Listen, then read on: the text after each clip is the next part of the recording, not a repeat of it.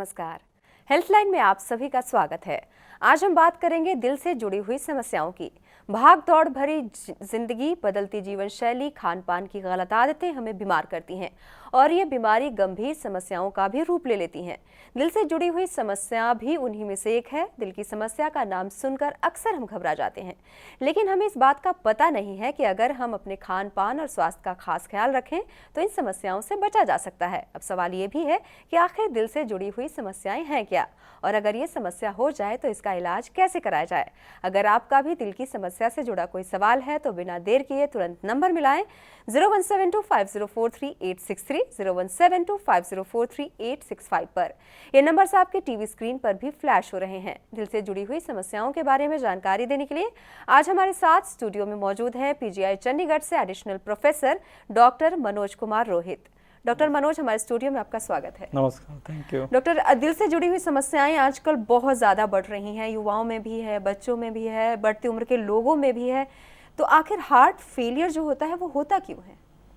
जो heart failure होता है वो बच्चों में और बड़ों में अलग अलग वजह से होता है जी। जो बच्चों में है ज़्यादातर पैदाशी की बीमारी की वजह से होता है, जैसे दिल में होल होना है। बड़ों में ज़्यादातर जो बीमारियाँ होती है हमारी वजह से होता है, जैसे किसी को बड़ा हार्ट अटैक हो गया तो हार्ट डैमेज होता है तो हार्ट कमज़ोर हो जाता है। फिर किसी का वाल्व ख़राब हो गया तो वाल्व में लीकेज या ब्लॉकेज की वजह से हो सकता है। किसी धड़कन तेज़ हो गई या स्लो हो गई, बहुत तेज़ हो गई तो होता है। या कोई वायरल इन्फेक्शन हो गया तो दिल कमज़ोर हो जाता है, मायोकार्डिटिस या कार्डियोमायोपैथी बोलते हैं, उससे हो जाता है। जी, जैसे आपने एक बात कही कि जिनका दिल कमज़ोर हो जाता है उस वजह से भी हार्ट फेलियर होता है, क्या उनके भी हार्ट फेलियर होते हैं जिनके दिल कमज़ोर ही नहीं होते? जी, जो बेसिकली हम कहते हैं कि हमारा जो किसी का इको किया जाता है तो नॉर्मल हार्ट होता है तो इसका पंपिंग कैपेसिटी जो होता है, इजेक्शन फ्रैक्शन बोलते हैं जी, 60% के आसपास होता है। तो ऐसे भी लोग होते हैं जिनका ये नॉर्मल इजेक्शन फ्रैक्शन होने के बावजूद भी हार्ट फेलियर होता है, उसको डायस्टोलिक हार्ट फेलियर बोलते हैं। वो ज़्यादातर बुजुर्ग एज में होता है या फिर किसी को ब्लड प्रेशर बहुत ज़्यादा होता है, उनमें ज़्यादा होता है। जी, अगर किसी को हार्ट से जुड़ी हुई समस्या हो गई, दिल से जुड़ी हुई समस्या हो गई, तो किसी को कैसे पता चलेगा कि उसे ये समस्या हो गई? कुछ सिम्टम्स तो आते होंगे इसके। जी, जैसे आपने आज बताया कि हार्ट फेलियर क्यों होता है, तो हार्ट फेलियर में ज़्यादातर सबसे ज़्यादा जो है सांस फूलना है। थोड़ा सा भी कदम चल लोगे सांस फूल जाएगा बहुत। या फिर रात में सोते हैं तो जैसे सोते हैं तो तुरंत सो नहीं पाते ठीक से, सीधा जैसे सोते ही उनको वापस बैठ जाना पड़ता है जी। तो जिनको जो घबराहट के फास्ट हार्ट रेट की वजह से होता है उनको घबराहट होती है, फिर पैरों में सूजन आ जाती है, आंखों में सूजन आ जाती है, पेट फूल जाता है क्योंकि वो जो पेट में जो पानी भर जाता है जी। तो ये सारी समस्याएं उत्पन्न होती हैं। लेकिन कई बार ऐसा होता है कि अचानक से एकदम से हार्ट अटैक आया और किसी को समझ नहीं आता है, क्योंकि दिल सीने में दर्द होती है, तकलीफ होती है, फिर वो अचानक समझ नहीं पाते कि उन्हें क्या हो गया है। तो उस तरह के अगर सिम्टम आए तो इमीडिएटली क्या करना चाहिए? इमीडिएटली तो यदि किसी को पहले से पता हो कि अल्सर नहीं है तो एस्पिरिन जरूर खानी चाहिए जी। साथ में सॉर्बिटेड गोली आती है, वो जीभ के नीचे रखने से 5 मिलीग्राम की गोली आती है। यदि आपको तुरंत राहत मिल गया सांस में, छाती दर्द में, तो फिर आपको पता चलता है कि हार्ट की बीमारी हो रही है। जी जी, कुछ कॉलर भी हमारे साथ इस वक्त जुड़ गए हैं, देखते हैं उनका सवाल क्या है। हेलो हेलो, सत श्री अकाल जी। सत श्री अकाल जी, आप अपना नाम बताइए और आप कहाँ से बोल रहे हैं? मैं जसपाल सिंह टोहाना हरियाणा से बोल रहा जी। जी जी, आप अपना सवाल पूछिए डॉक्टर मनोज से। हाँ जी, मेरा सवाल ये है जी, 2007 ਦੇ ਵਿੱਚ ਮੈਂ ਅਮਰੀਕਾ ਦੇ ਕੈਲੀਫੋਰਨੀਆ ਸੂਬੇ ਦੇ ਵਿੱਚੋਂ ਐਂਜੀਓਗ੍ਰਾਫੀ ਕਰਾਈ ਸੀ ਜੀ ਮੇਰੀ ਹਾਰਟ ਦੀ। ਮੇਰੀ ਉਮਰ ਤਕਰੀਬਨ 48 ਸਾਲ ਹੈ ਜੀ।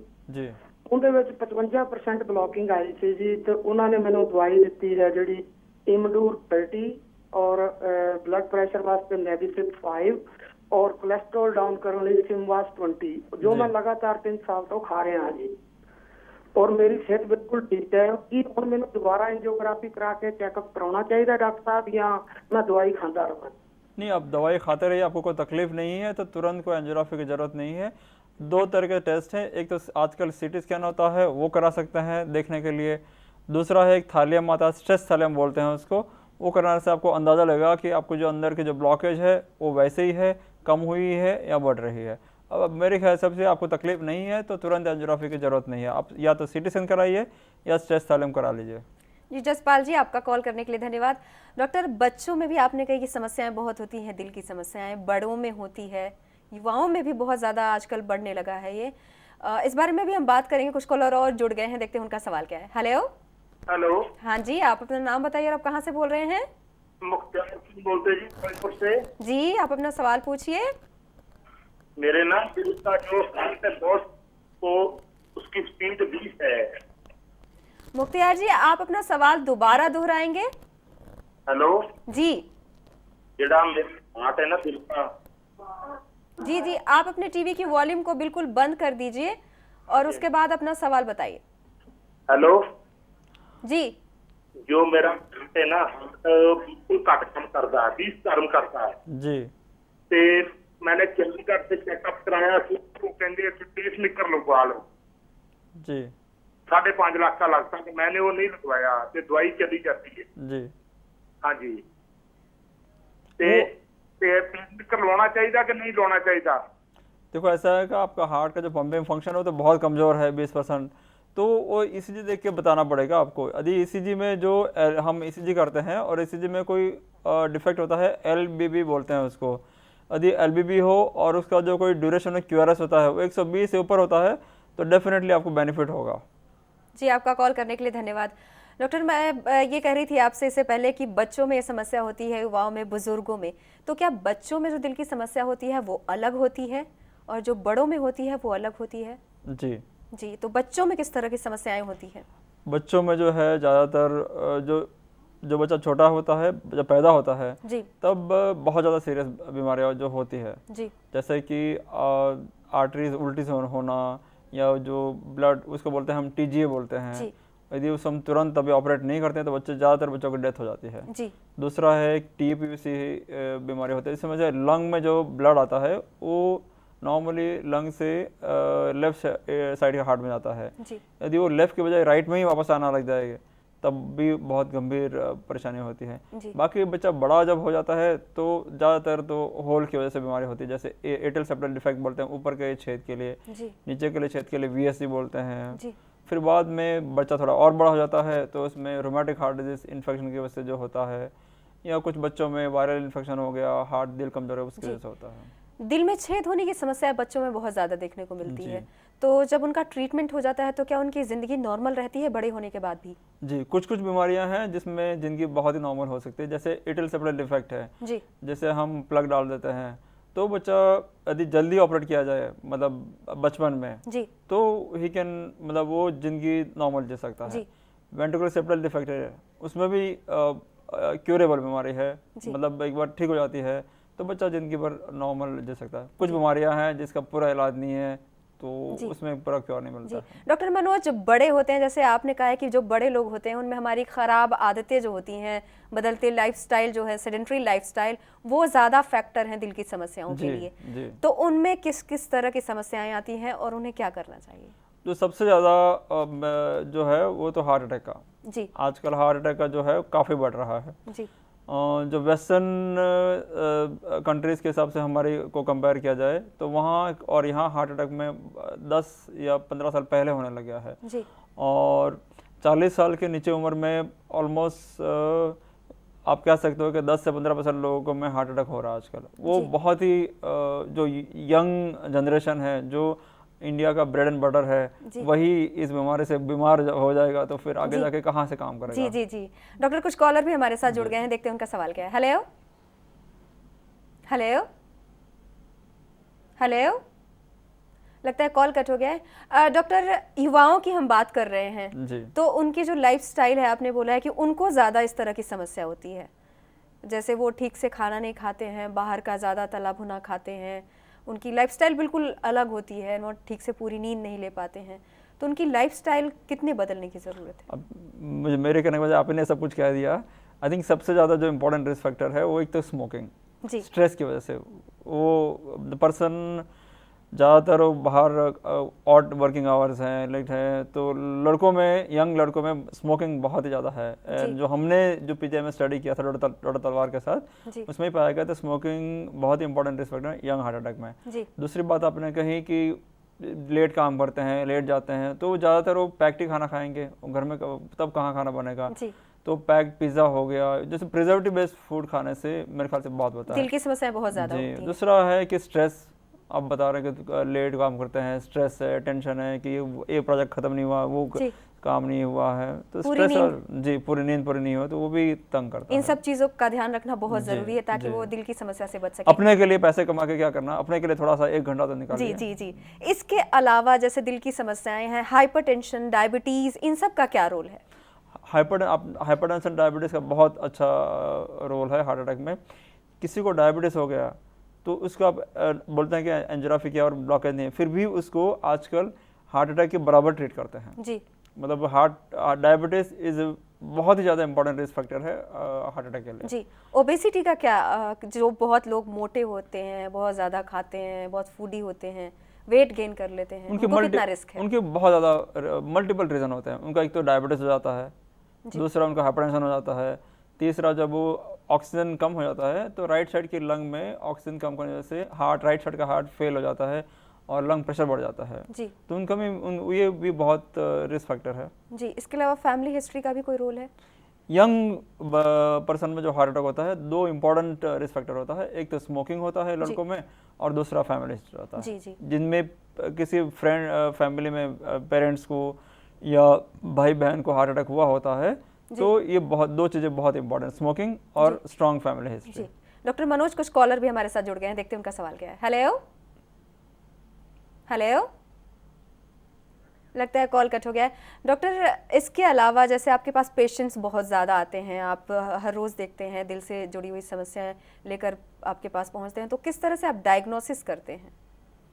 जो बेसिक डायग्नोसिस होता है, जैसे किसी को धड़कन की वजह से हार्ट फेलियर होता है, एट्रियल फिब्रिलेशन बोलते हैं, फास्ट हार्ट रेट चलता रहे, लंबा चलता रहता है 24 घंटे से ऊपर, वो भी हार्ट फेलियर कर सकता है। उसके लिए हम बेसिक ECG करते हैं जी। जो मेन स्टेज फॉर डायग्नोसिस है वो इकोकार्डियोग्राफी है। किसी का दिल कमजोर हो गया, पंपिंग कैपेसिटी कम हो गया, वो तो हम इको से पता कर लेते हैं जी। और शक होता है कि किसी का कुछ आर्टरी में ब्लॉकेज है तो एंजियोग्राफी करना पड़ता है, और कुछ डिजीज ऐसी होती हैं जिसमें फिर कार्डियक कैथेटेशन करना पड़ता है जी। जैसे आपने ब्लॉकेज की बात की, अगर वाल्व में ब्लॉकेज हो तो क्या एक साथ सभी जगह ब्लॉकेज भी हो सकते हैं? ज़्यादातर हम देखते हैं कि जो बचपन में होती है, जो पैदाइश होती है, उसमें जनरली एक ही वाल्व में ज़्यादातर ब्लॉकेज होती है। जो रूमेटिक हार्ट डिजीज जो बड़ों में बाद में इन्फेक्शन होती है उसमें 2 में भी हो सकता है, 3 में भी हो सकता है। हार्ट के 4 वाल्व होते हैं, ज़्यादातर 2 या 3 वाल्व में हो सकता है। तो एक साथ ऑपरेशन करना पड़ता है या बारी बारी से करते हैं? नहीं, हम जो रूमेटिक हार्ट वाल्व बदलना होता है जनरली 2 वाल्व बदलते हैं, आयोटिक वाल्व और मेटल बदल देते हैं, और तीसरा जो बोलते हैं ट्राइस्पिड वाल्व है उसको रिपेयर कर देते हैं जी जी। तो एक ही साथ में हो जाता है जी। जैसे आपने कहा रिपेयर करने के बाद भी क्या कोई खतरा होने के चांसेस हैं? कुछ लोगों में चांस होता है कि दोबारा ऑपरेशन की जरूरत पड़ सकती है जी जी। इसके अलावा अगर हम ट्रीटमेंट की बात करें दिल से जुड़ी हुई समस्याओं की, तो ट्रीटमेंट में क्या क्या ऑप्शन है? जो हार्ट फेलियर है उसके लिए ट्रीटमेंट के लिए जो है मेन तो चेंज ऑफ लाइफस्टाइल, जैसे कि किसी का दिल बहुत कमज़ोर हो गया तो नमक कम कर देते हैं। जो पानी है इनटेक है, क्योंकि हार्ट की पंपिंग कैपेसिटी होती नहीं है तो पानी उतना ही लेना चाहिए जितना पेशाब से निकल सकता है, नहीं तो वो लंग में पानी भर जाएगा।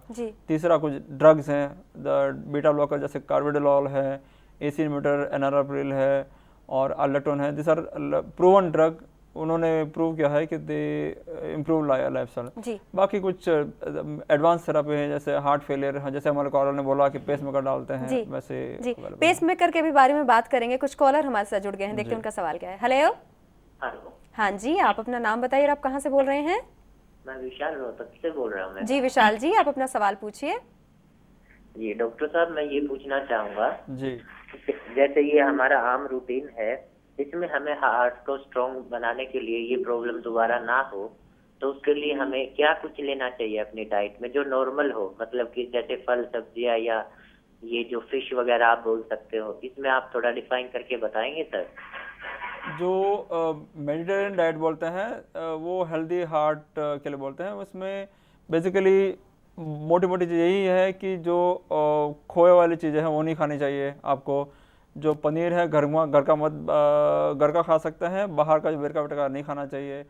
फिर तेल जो है, ऐसा नहीं कहते हैं कि राइस तेल ही अच्छा है या सब, ओवरऑल तेल कम इस्तेमाल करना चाहिए। फ्रूट्स आप कोई भी ला सकते हैं। यदि शुगर के मरीज हैं तो शुगर के मरीज में कुछ लिमिटेड फ्रूट्स होते हैं, अदरवाइज़ आप फ्रूट्स कुछ भी खा लीजिए। ड्राई फ्रूट्स में कहते हैं कि बादाम है, अखरोट है, हार्ट के लिए बहुत अच्छे होते हैं। काजू नहीं खाते हैं। फ़िश खा सकते हैं आप। बाकी ड्रिंक बहुत ज़्यादा नहीं करना चाहिए। नॉन वेज में मटन नहीं खाना चाहिए, वो हार्ट के लिए, रेड मीट नहीं खाना रेड मीट नहीं खाना चाहिए। और ड्राई फ्रूट में काजू नहीं खाना चाहिए। जी जी। पेस मेकर लगाने की नौबत कब आती है? जो किसी का दिल कमज़ोर हो तो 2 चीज़ों पेस मेकर आते हैं। एक तो आईसीडी बोलते हैं, इंट्राकार्डिक डिफिब्रिलेटर जी। जब किसी का दिल कमज़ोर होता है तो चांस रहता है कि किसी को VTVF हो जाए जी। तो उसमें वो हो जाता है तो सडन डेथ होता है। तो आपने देखा होगा कि एयरपोर्ट में या सब जगह डिफिब्रिलेटर लगे हैं और उसमें लिखा है अलर्ट डिफिब्रिलेटर लिखा हुआ। तो वो किसी को हो जाता है तो यहीं लगा के यहाँ क्लेविकल के नीचे यहाँ छोटा सा चिप जैसा होता है, फिक्स कर दिया जाता है। तो वो उसको बोलते हैं इंट्राकार्डिक डिफिब्रिलेटर। एक वो हो गया। तब लगाते हैं जनरली किसी को पहले कोई धड़कन ऐसे हो गया हो, VTVF हो गया हो या वैसे ही पंपिंग कैपेसिटी 30 से कम हो, तब लगाते हैं। दूसरा जो पेसमेकर आता है CRT बोलते हैं, कार्डियक रीसिंक्रोनाइजेशन थेरेपी। जब हार्ट फेलियर हो जाता है, साथ में ECG खराब होता है, तो ECG में कोई LBB मॉर्फोलॉजी आया और उसका QRS ड्यूरेशन जो है वो 120 मिलीसेकंड से ज़्यादा आया तो डेफिनेटली उनका जो सिम्टम है, सांस फूलना, बहुत थक गया, ये सब में बहुत इम्प्रूवमेंट होता है। जी जी। कुछ कॉलर भी हमारे साथ जुड़ गए हैं, देखते हैं उनका सवाल क्या है। हेलो हेलो हेलो, लगता है नमस्कार। नमस्कार जी, आप अपना नाम बताइए और आप कहाँ से बोल रहे हैं? मैं जोगा सिंह, जिला कैथल, हरियाणा से बोल रहा हूं जी। आप अपना सवाल पूछिए डॉक्टर मनोज से। हाँ जी डॉक्टर साहब, सवाल ਇਹ ਹੈ ਵੀ ਕਈ ਵਾਰੀ ਹਾਰਟ ਅਟੈਕ ਜਦੋਂ ਕਈ ਵਾਰੀ ਘਰ ਦੇ ਵਿੱਚ ਆ ਜਾਂਦਾ ਜੀ ਤੇ ਉਦੋਂ ਘਰ ਦੇ ਵਿੱਚ ਕੋਈ ਨੇੜੇ ਡਾਕਟਰ ਤੇ ਹੁੰਦਾ ਨਹੀਂ ਜੀ ਤੇ ਉਦੋਂ ਦੱਸੋ ਜੀ ਉਹਦੇ ਬਾਰੇ ਕੀ ਹੋਰ ਕੋਈ ਨਾ ਕੋਈ ਕਰਨਾ ਚਾਹੀਦਾ ਨਾ। ਕਈ ਵਾਰੀ ਸਾਡੇ ਪਿੰਡਾਂ ਜਾਂ ਮੁਕਾਬਤ ਹੈ ਜੀ, ਇਹਨੂੰ ਡੈਸਪਰੀਨ ਦੀ ਗੋਲੀ ਦੇ ਦਿਓ ਜਾਂ आम बंदे कह रहे थे अफीम दे दो थोड़ी जी, इसके बारे में जानकारी दो जी। नहीं, अफीम के बारे में तो नहीं पता, बट यदि आपको पहले पता है कि एसिडिटी नहीं है तो डिस्प्रिन की गोली आप ले सकते हैं। साथ में सॉर्बिट्रेट ले लीजिएगा, सॉर्बिट्रेट रख लेनी चाहिए। 5 मिलीग्राम की गोली आती है, आसानी से मिल जाती है। जीभ के नीचे रखने से छाती में जो दर्द है उसमें बहुत आराम मिल जाता है। जी, आपका कॉल करने के लिए धन्यवाद। डॉक्टर, ये हम बात करते हैं पेस मेकर के बारे में। पेस मेकर लगाने के बाद प्रिकॉशन क्या लेना चाहिए? मेन प्रिकॉशन अभी तो ऐसा कुछ खास होता नहीं, बट ये है कि टेलीफोन जो है जहाँ पेसमेकर लगा राइट साइड में लगा है तो राइट साइड में मोबाइल फ़ोन नहीं यूज़ करना चाहिए और लेफ्ट साइड में यूज़ करना चाहिए जी। फिर दूसरा, बहुत सडन जर्की मूवमेंट उस शोल्डर से नहीं करना चाहिए। तीसरा, जब स्क्रीनिंग आप कहीं जा रहे हो एयरपोर्ट से या सिक्योरिटी से तो मैग्नेट से स्क्रीनिंग अलाउड नहीं है जी। तो आप ID कार्ड दिखा दीजिए तो सिक्योरिटी वाले मैग्नेट से स्क्रीनिंग नहीं करेंगे जी जी। इन सब चीज़ों का ध्यान रखना और बार बार पीरियड, ये नहीं कि लगा दिया हम ठीक हो गए जी। बार बार मेडिसिन खाते रहना है, बार बार 3-6 महीने में एक बार डॉक्टर को दिखाते रहना है जी। उसकी लाइफ होती है जी। कुछ साल के बाद बैटरी चेंज करने पड़ती है जी जी जी। इसके अलावा भी कुछ कॉलर भी हमारे साथ जुड़ गए हैं, देखते हैं उनका सवाल क्या है। हेलो हेलो, हाँ जी, आप अपना नाम बताइए और आप कहाँ से बोल रहे हैं? नमस्कार मैम, मैं संजय बोल रहा हूँ कुल्लू से। नमस्कार जी, आप अपना सवाल पूछिए। मैम, डॉक्टर साहब, मेरी एज है 30 इयर्स जी और मेरा वेट है 68 kg जी। तो कुछ, मैं टीचिंग प्रोफेशन में हूँ, तो कुछ वक्त पहले खेलने की काफी रूटीन थी हाँ। लेकिन अभी डॉक्टर साहब कुछ वक्त से ऐसा हो रहा है कि जैसे कुछ फास्ट दौड़ने वाली जो गेम्स है, जैसे खो खो है या कुछ जो तेज गेम है, वो खेलने में काफी प्रॉब्लम होती है और एकदम से सांस बहुत ज्यादा फूल जाता है। लेकिन अगर चलने की बात करेंगे तो ऐसा कोई बात नहीं, 4 या 5 किलोमीटर से वॉक करना या कुछ करना तो नॉर्मली कर सकता हूँ, बाकी कोई प्रॉब्लम नहीं है जी। तो इसके लिए क्या मुझे कोई दिखाना चाहिए या कुछ इलाज लेना चाहिए इसका? नहीं, यदि आप पहले खेल रहे थे, पहले कोई दिक्कत नहीं हो रही है और अभी दिक्कत हो रही है तो एक बार किसी डॉक्टर को दिखा दीजिएगा जी। आपका कॉल करने के लिए धन्यवाद।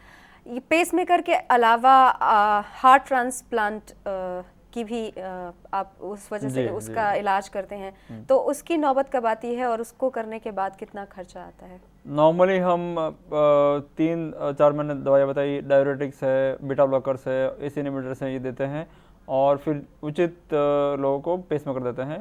ये भी नहीं काम करता है, फिर भी दिल कमज़ोर रहता है, मरीज को बहुत ज़्यादा सिम्टम रहते हैं, फिर हार्ट ट्रांसप्लांट की बात आती है जी।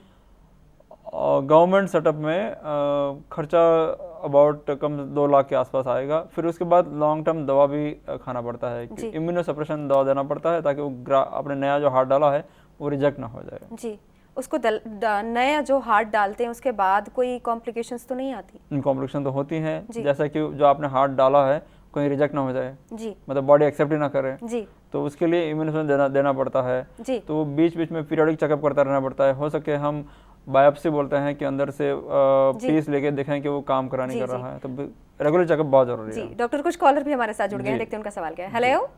हेलो। हाँ जी, आप अपना नाम बताइए, आप कहाँ से बोल रहे हैं? जी, संजय बोल रहा हूँ कुरुक्षेत्र से। जी संजय जी, आप अपना सवाल पूछिए। जी डॉक्टर साहब, मैं ये पूछना चाहता हूँ, मेरे एक दोस्त को हार्ट अटैक आया था अभी जी, तो अब उसे ऐसे बोलते हैं एक बार आ जाता है तो दोबारा फिर आने के चांसेस हो जाते हैं, तो मैं यही चाह रहा था कि कितनी संभावना है दोबारा आने की, और जैसा कि मैंने सुना है ये कहते हैं कि दूसरी बार तो काम ही खत्म हो जाता है, तो कृपया मुझे बताएं कि हम क्या ध्यान रखें, और क्या दूसरा हार्ट अटैक ही लास्ट होता है क्या डॉक्टर साहब? नहीं देखो, ऐसा आपकी बात तो ठीक है, जो क्या है दूसरा हार्ट अटैक तो हो सकता है, एक बार हुआ तो दूसरी बार हो सकता है। मेन चीज़ जो है एक बार हार्ट अटैक हो गया और फिर आप ठीक हो तो खाने पीने का परहेज बहुत ज़रूरी है, साथ में दवाइयाँ खाते रहोगे तो दूसरा हार्ट अटैक नहीं आएगा, आएगा भी तो बहुत देर से आएगा। ऐसी बात भी नहीं है कि जो डेथ की रिस्क है वो दूसरे हार्ट अटैक से बढ़ तो जाता है, लेकिन ये तो नहीं कि ख़त्म हो जाता है, ये तो नहीं कह सकता मैं। जी, आपका कॉल करने के लिए धन्यवाद। डॉक्टर, लोग काफ़ी पैनिक होते हैं दिल की समस्या सुनकर ही, तो उन्हें जैसे खाने पीने का किस तरह से ध्यान रखना चाहिए? जैसे आप पेसमेकर लगाते हैं या फिर नया हार्ट ही लगाते हैं, तो आप किस तरह से उन्हें सलाह देते हैं ताकि वो आगे उन्हें समस्याएं पैदा ना हो? प्रिकॉशन कैसे लेना चाहिए? जो हार्ट फेलियर का मरीज है उसको हम जो बोलते हैं कि एक तो आपका जो फ्लूइड है, जो पंपिंग से कमजोर हो गया तो फ्लूइड मॉनिटर करना चाहिए जी। बेस्ट सिंपल तरीका है, बजाय कि हर महीने पेशाब मारने के बजाय। इस बारे में बात करेंगे, कुछ कॉलर हमारे साथ जुड़ गए हैं, देखते हैं उनका सवाल क्या है। हेलो। हाँ जी। हाँ जी, आप अपना नाम बताइए और आप कहाँ से बोल रहे हैं? मैं सुरेश भी शर्मा गांधीनगर से बोल रहा हूँ जी। जी, आप अपना सवाल पूछिए डॉक्टर मनोज से। डॉक्टर साहब को नमस्कार, मैं ये बोलना चाहता हूँ क्या ब्लॉकेज दवा से मिट सकता है क्या? ब्लॉकेज दवा से मिट तो नहीं सकता, लेकिन कम तो हो सकता है, कम हो जाता है।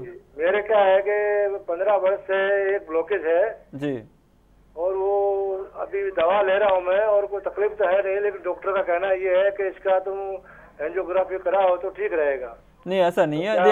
यदि आपको तकलीफ कुछ नहीं है तो मत कराइए एंजियोग्राफी की इतनी जरूरत नहीं है। तकलीफ है नहीं, डायबिटीज भी नहीं है सर। हाँ, नहीं दवा मैं रेगुलर ले रहा हूँ जी और परहेज भी करता हूँ, तो क्या मुझे ये करना जरूरी है सर? नहीं, यदि आपको तकलीफ नहीं है, आप दवा खा रहे हैं, परहेज कर रहे हैं, तकलीफ नहीं है तो एंजियोग्राफी की जरूरत नहीं है। वो ट्रेडमिल टेस्ट है वो करा सकते हैं आप, या थालियम टेस्ट है वो करा सकते हैं, उससे आपको आइडिया लगेगा कि आपका हार्ट के ब्लॉकेज का क्या सीन है। एंजियोग्राफी की जरूरत नहीं है आपके लिए। जी सुरेश जी, आपका कॉल करने के लिए धन्यवाद। डॉक्टर, हम बात कर रहे थे प्रिकॉशन कैसे लेना चाहिए ताकि इस तरह की समस्या सामने ना आए। बेसिकली जो फ्लूइड, हार्ट पंपिंग कमजोर हो गया तो फ्लूइड जो है लंग में चला जाता है तो सांस बहुत फूल जाता है जी। उससे सबसे सिंपल तरीका है वेइंग मशीन रखिए जी, और हर रोज हर हफ्ते वेट करके देख लीजिए, वेट बढ़ रहा है तो फिर आपको जो पेशाब की डायरेटिक्स जो है वो बढ़ाना पड़ेगा जी। एक तो वो हो गया। एक्स्ट्रा सॉल्ट नहीं खाना चाहिए, जैसे अचार है, नमकीन वाली चीजें, नमक कम कर देना चाहिए। तीसरा, दवा तो रेगुलर खाना चाहिए, दवा नहीं छोड़ना चाहिए। दूसरे, कोई और इन्फेक्शन से बचना चाहिए, कोई और इन्फेक्शन, खांसी जुकाम, नजला हो गया, निमोनिया हो गया, तो हार्ट वैसे कमजोर है आपका, वो सह नहीं पाता है तो और मरीज सीरियस हो जाता है जी। बाकी जो पेसमेकर डालते हैं उसको हम जनरली बोलते हैं कि आप 3-3 महीने में चेकअप कराते रहिए पेसमेकर आपका, और देखते क्या है, और उनको अचानक झटका मत लगाइए। जिस हाथ में, जिस क्लेविकल में पेसमेकर लगा है उसको सडन जर्की मूवमेंट से बचना चाहिए जी। और कई बार ऐसे होता है डॉक्टर कि जो प्रेग्नेंट महिला होती हैं तो उस टाइम उन्हें अगर दिल की मरीज हैं तो उस टाइम उन्हें काफ़ी एक्लेम्सिया वगैरह की समस्या आ जाती है, तो उसको कैसे आप डील करते हैं?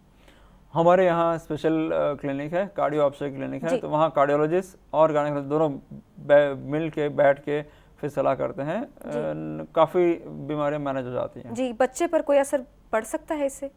जनरली नहीं पड़ता है जी, बट कुछ ड्रग्स से या कुछ सीरियस बीमारी से पड़ जाता है जी। तो उस दौरान जैसे अगर किसी को हार्ट की समस्या है तो उन्हें, जो महिला गर्भवती महिला, उन्हें क्या प्रिकॉशन? जो 2 बीमारियां हैं जिसमें सीरियस रिस्क रहता है, एक तो आइसेनमेंगर होता है, मतलब किसी कोई लेडी है जिसको प्रेगनेंसी हो गई और उसको लंग में प्रेशर बहुत ज़्यादा है, सीवियर पीएच बोलते हैं, यदि ऐसी बात आती है तो फिर मदर को भी और बेबी को दोनों को रिस्क बहुत बढ़ जाता है जी। उनको तो पक्का कोई बड़ी अस्पताल में से डिलीवरी का सुपरविजन में देखना चाहिए। जी जी। डॉक्टर मनोज, आप हमारे स्टूडियो में आए, दिल से जुड़ी समस्याओं के बारे में बातचीत की, आपका बहुत बहुत धन्यवाद। Thank you so much. तो ये था दिल की समस्याओं से संबंधित आज का हमारा हेल्पलाइन कार्यक्रम। हमें उम्मीद है कि आपने आज के इस कार्यक्रम को ध्यान से सुना और देखा होगा और डॉक्टर मनोज कुमार रोहित के द्वारा दिए गए सुझाव को अब आप अपने ध्यान में रखेंगे, तभी आप स्वस्थ रह पाएंगे। तो कैसा लगा आज का हमारा हेल्पलाइन कार्यक्रम, हमें जरूर लिखें। हमसे संपर्क करने के लिए हमारा ईमेल आईडी नोट करें, healthline@airnetnews.com। फिलहाल हेल्पलाइन में बस इतना ही। नमस्कार। खबरों की दुनिया में आइए, हमारे साथ कहीं भी और कभी भी जुड़िए। हम मिलेंगे फेसबुक पर, हम दिखेंगे यूट्यूब पर, हमें फॉलो कीजिए ट्विटर पर। खबरों के साथ बने रहिए रात दिन।